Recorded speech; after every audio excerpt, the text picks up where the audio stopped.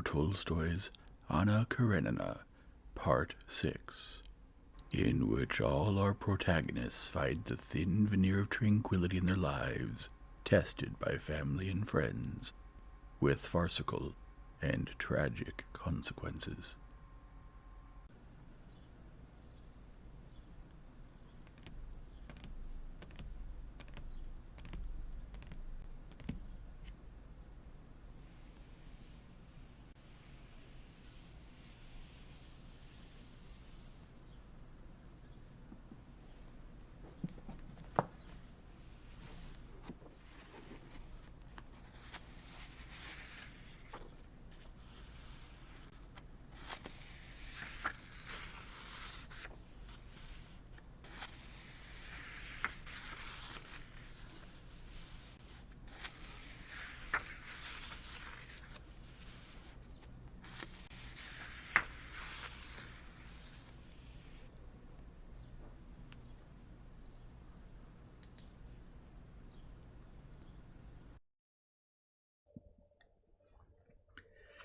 Chapter 27.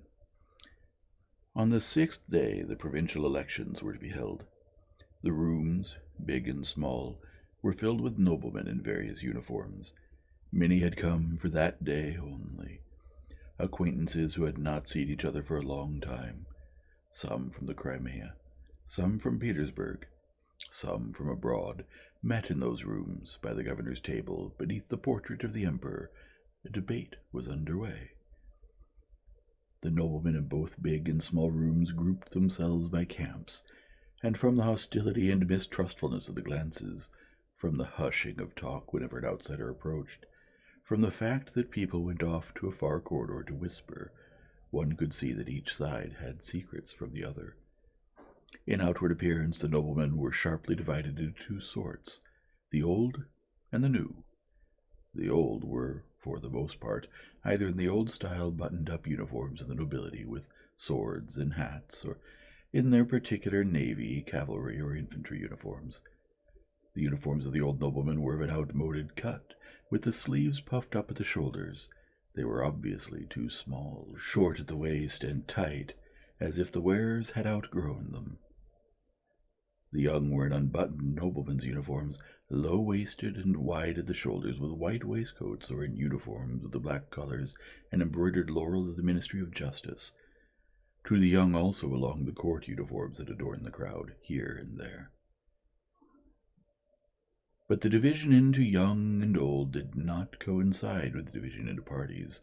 Some of the young, by Levin's observation, belonged to the old party, and, on the contrary, some of the oldest noblemen whispered with Sviazhsky and were apparently ardent supporters of the new party.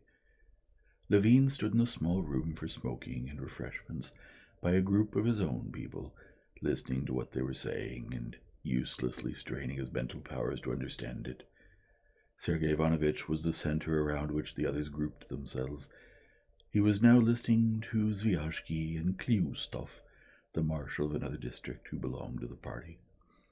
Kliustov would not agree to go with his district and asked Snetkov to attend, but Sviazhsky was trying to persuade him to do it, and Sergei Ivanovitch approved of the plan. Levin did not understand why the opposition party should ask the marshal to stand when they intended to vote him down. Stepan Arkadyevitch, having just had a snack and a drink, wiping his mouth with a perfumed cambric handkerchief with a border, came over to them in his uniform of a gentleman of the bedchamber. "Positioning yourself, Sergei Ivanovitch," he said, smoothing down his side whiskers. And after listening to the conversation, he confirmed Sviazhsky's opinion. "One district will be enough, and Sviazhsky is obviously already in the opposition," he said in words that everyone except Levin could understand. "So, Kostya, it seems you've acquired a taste for it too," he added, turning to Levin and taking him under the arm. Levin would even have been glad to acquire a taste for it, but he could not understand what the point was, and, moving a few steps away from the talkers, had voiced his perplexity to Stepan Arkadyevitch as to why the provincial marshal should be nominated.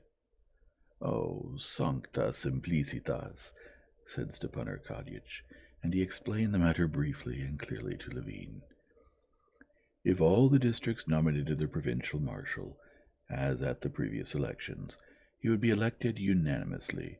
That must not happen. Now 8 districts have agreed to nominate him. If the other 2 reform to nominate him, Snetkov may refuse to stand, and then the old party may choose someone else from among themselves, and all our calculations will go for naught. But if Zviazhsky's district alone does not nominate him, Snetkov will stand. He will even be chosen, and they will purposely give him more votes to mislead the opposition, and when our candidate is put forward, they will give him more votes.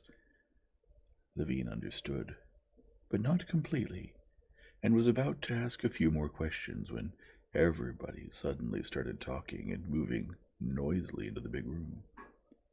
What is it? What? Whom? A warrant? For whom? What? They refuse it? There's no warrant. Flerov's not admitted. What if he's on trial? That way no one will be admitted. It's mean, the law, came from all sides, and along with the rest, who hurried from everywhere and were afraid of missing something, Levin went to the big room and, jostled by the noblemen, approached the governor's table, around which a heated discussion was going on between the provincial marshal, Zviazhsky, and other leaders.